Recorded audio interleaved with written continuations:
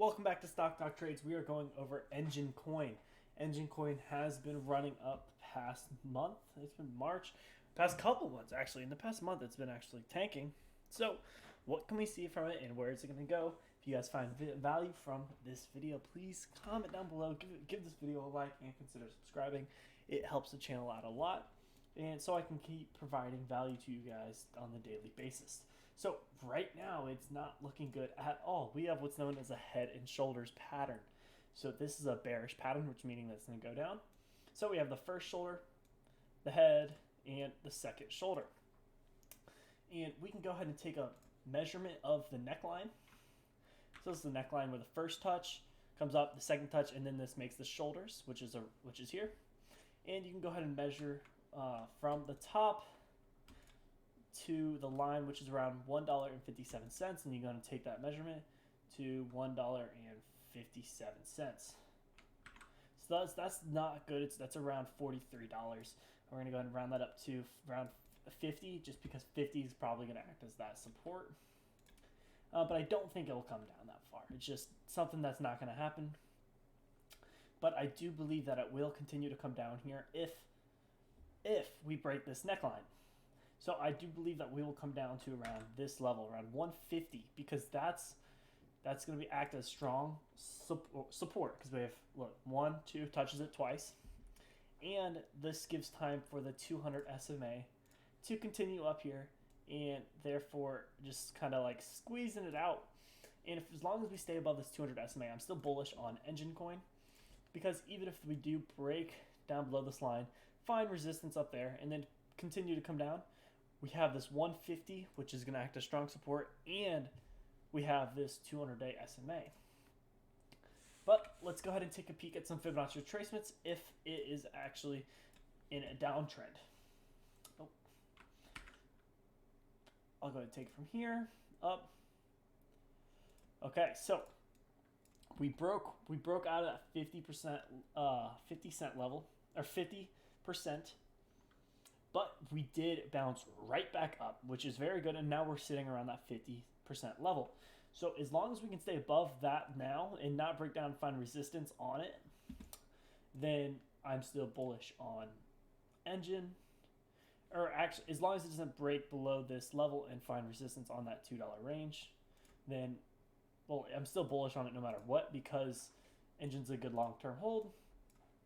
But if it breaks this 200 SMA, then I'm going to have to start rethink, like buying some. Obviously, I have a few hundred coins, nothing big. It's tiny for my portfolio, but I do want to have just something in there just in case they do explode. But we pulled back to the 50 and 61.8, so that's looking pretty good here, because that is around $6.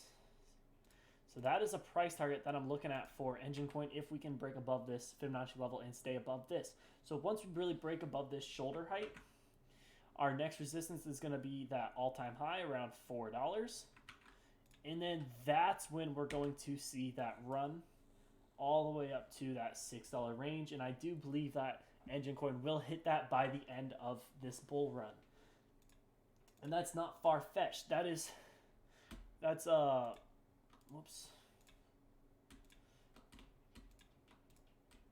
Okay, there it is. That's 160%. Yes, that is a lot to happen in a couple months, but it's not crazy at all when you talk about crypto.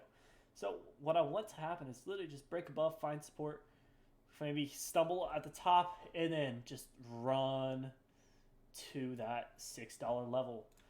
And that is what I'm looking for. This might just be one big ass channel. Let's go ahead and take a peek at that.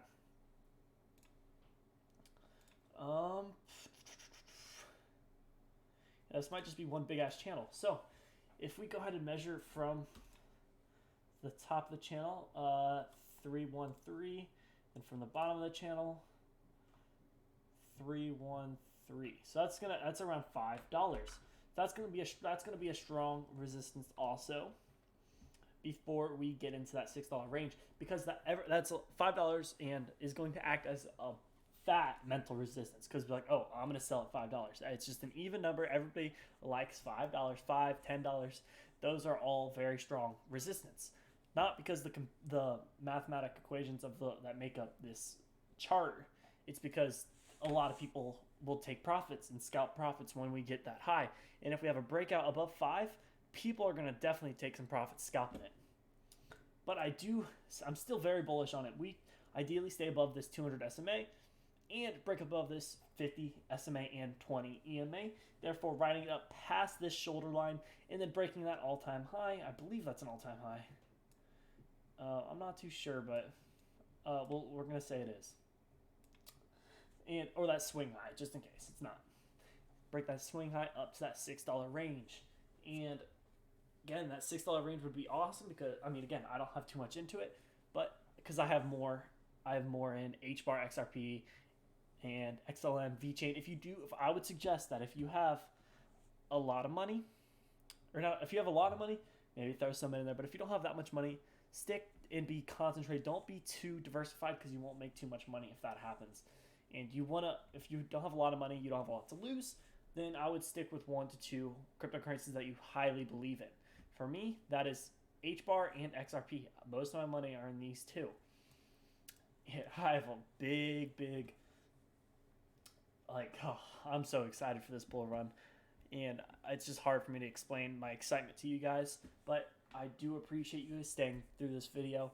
If you guys found value from this video, please consider subscribing. Helps out the channel. Drop a comment down below and go ahead and like. And this will help. This helps the channel so much. We just hit 200 subscribers, which is awesome. We have grown so fast, and I can't wait for this to keep going. I want to continue making content for you guys. I will see you guys in the next one.